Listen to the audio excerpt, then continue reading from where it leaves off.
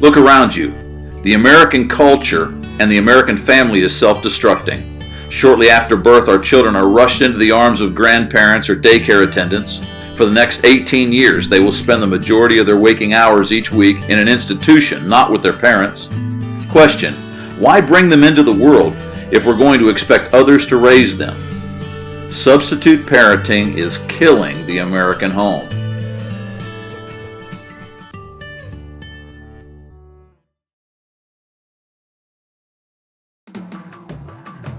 As we conclude this discussion, we need to make some practical applications. We need to ask one very important question. Who is going to lead?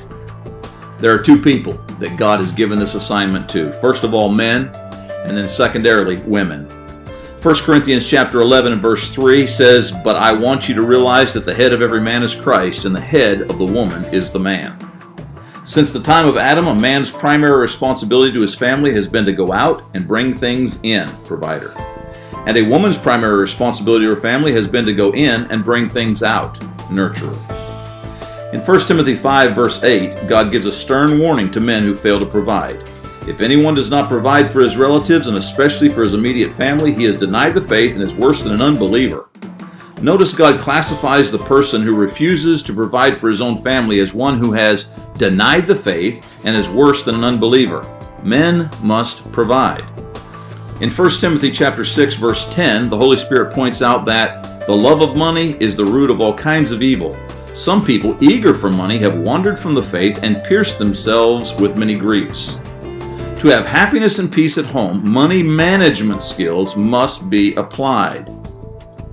Imagine the money that could be saved if families were willing to sacrifice just a little and only buy the things that they truly needed.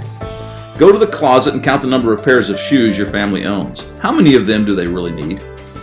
Now count the number of outfits that haven't seen the light of day for the last 2 years. In spite of this virtual thrift shop of clothing within our very own home, we still buy hundreds of dollars worth of outfits just so that our children can fit in and our family can look like the folks down the street. How many video games, televisions, DVD players does one family really need? We gripe about the poor television content, yet we pay for cable, premium channels, and satellite dishes to beam the foul material right into our very homes. How many cell phones, computers, and internet access points does it really take to be connected? We harp at our children because they spend way too much time on the phone, yet we provide them with every new communication gadget we can find. How many toys does one child really need? We complain about the avalanche of toys that comes tumbling out of their closets every time we open the door, yet next Christmas we will again spend hundreds of dollars to surround the tree with more expensive packages. How many times do you eat out? What kind of exorbitant interest rates are you paying on those regular credit card purchases? The list of money-saving suggestions really is endless. Imagine the money-saving advantages that could come if men would step up, slay the evil dragon of materialism, and allow their wives to become full-time homemakers. Titus 2, verse 5.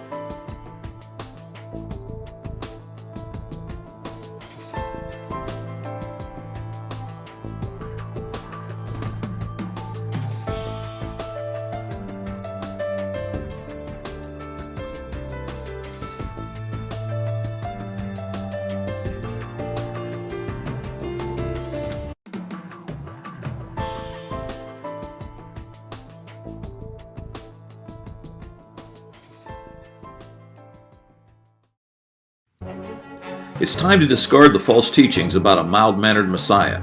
It's time to embrace the actual nature of Christ. Grace is not always warm and fuzzy. When the house is burning down around us and materialistic humanism has lulled us into a disastrous slumber, blunt and to the point might be our only salvation.